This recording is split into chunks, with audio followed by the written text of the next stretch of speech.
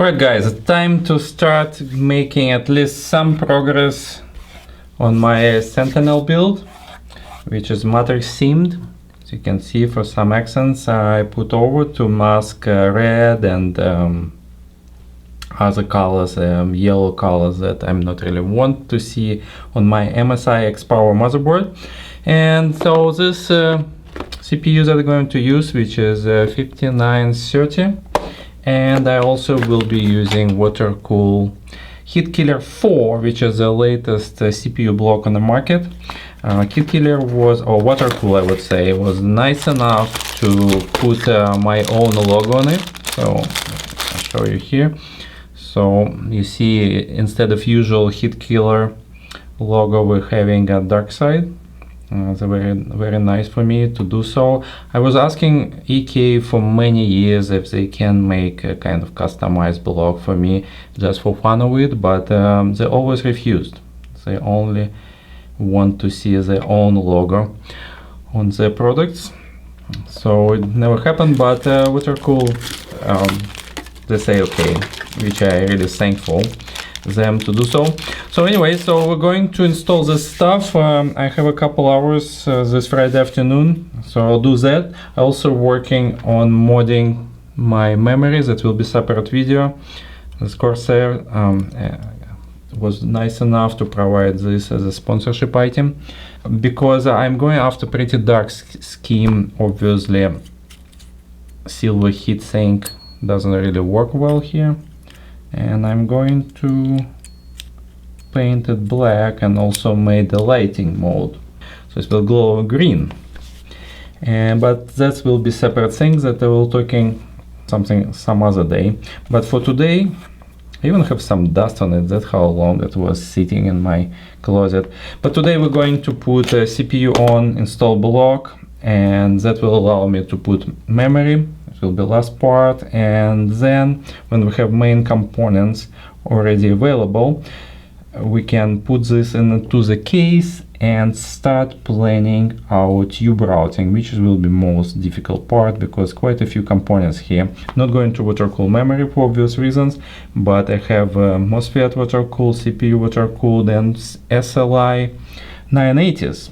So that's what we're going to have installed in this motherboard. I also have Intel 770 SSD, but as much as I like water cooling, I'm not going to water cool that. I think it's just total waste of energy.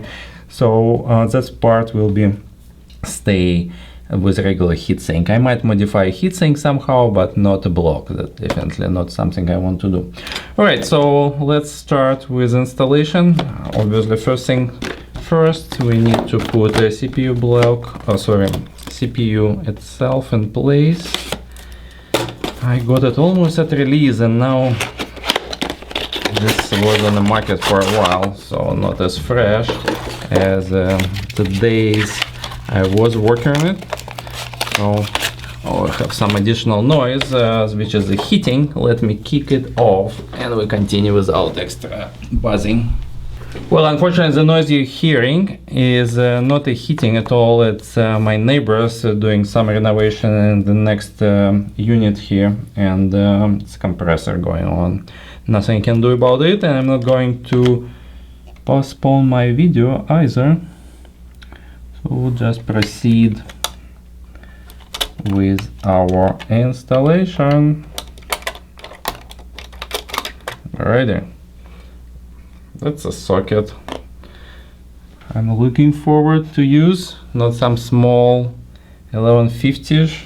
Well, there's some serious stuff that I like. Alrighty, let's put this baby in and proceed with the things.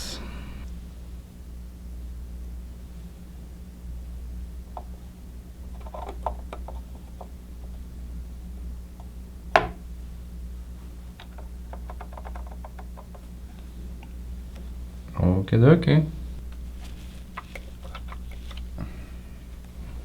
Here you go. Alright, let's just use a little bit microfiber. Just take some of my fingerprints out of it, and then we can put some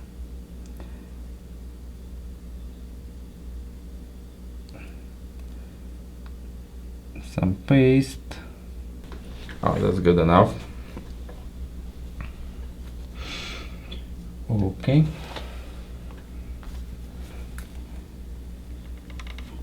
Obviously, don't forget to remove protecting film.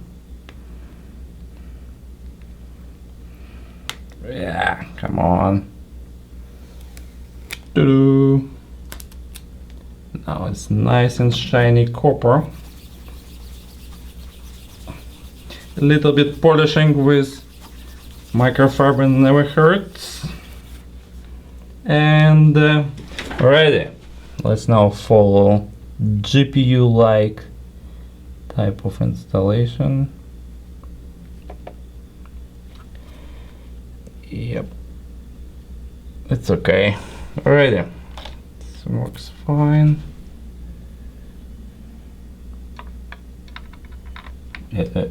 Come on, don't move that much.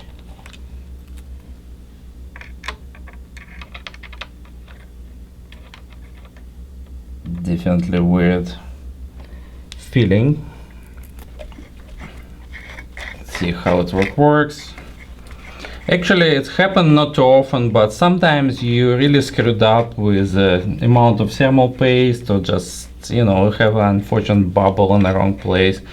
So if you guys start getting really bad temperatures,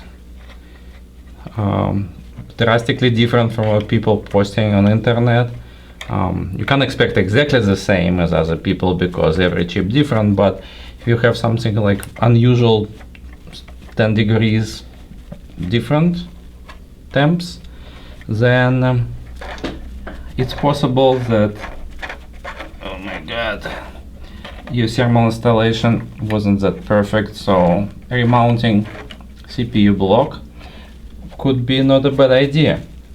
Here you go. So you basically screw everything just to the end, and all the springs now provide good deal of pressure on a CPU block. And not much I can do here because the next step will be in putting my memory in, because I need to know how tall the blocks are in terms of I have to go around my memory modules, and my tube should go around it, right? So I don't need to hit it, so it's additional obstacle. Otherwise I possibly can plan my tubing even without RAM. And you can see how much taller it is. Dominator's taller than a regular RAM, so that's something to consider too. Okay, that's wrong way. So both DDR4, so this is a standard module, and you can see that well, maybe like this is better way. So you see that it's good ½ centimeter shorter.